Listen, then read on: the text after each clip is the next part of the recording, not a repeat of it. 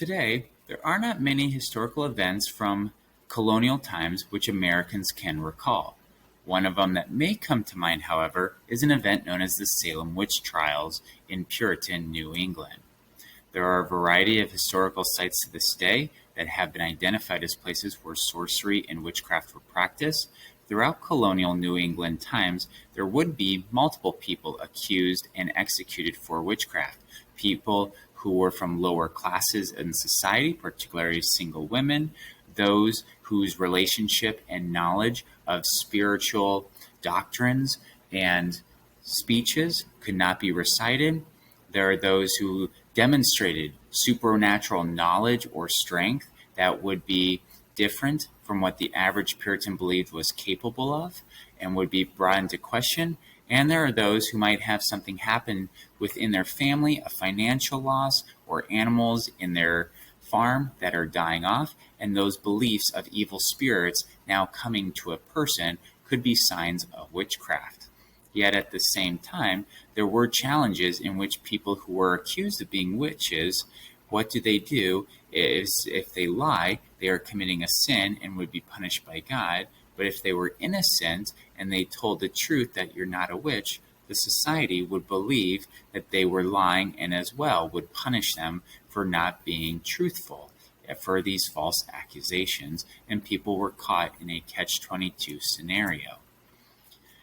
In this particular year of 1692, in February, there would be a pastor or reverend, Mr. Samuel Parris, whose daughter and friends spend a night together, and in an interaction with Mr. Parris's Caribbean slave, they would start to have convulsions and seizures and start to react in manners that the local doctor's only conclusion was witchcraft was taking place.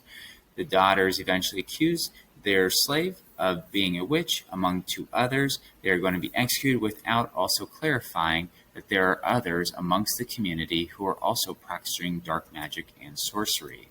This leads the girls to ultimately begin accusing other people within the community of being witches. They are brought to trial. There is very little evidence or factual-based explanations as to how they are in fact witches or practicing sorcery. Nevertheless, there were going to be over 150 individuals within the nearby Salem community over the span of just about 10 months who are going to be charged with such crimes. There are going to be individuals as young as 5 years old to people in their 90s. One of the judges themselves is going to be brought and later charged with witchcraft. One individual was originally tried and found not guilty of sorcery. Then the girls start acting and behaving in weird manners and start accusing the woman that she is causing them to have these reactions and therefore she's a witch. She was taken back to trial and on the second verdict was found guilty and executed.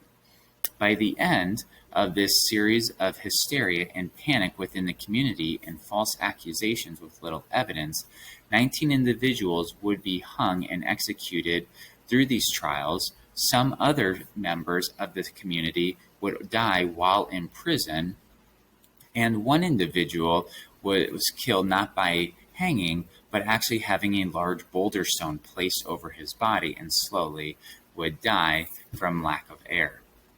In the end, what would happen is Governor Phipps down in Boston would call these hysterical court trials to an end and have them halted, would try and restore order in the society, and eventually, in the following years, there would remain a continuation of court cases and accusations of witchcraft, but none of it would be as to the extent as what happened in this year of 1692 in Salem, Massachusetts.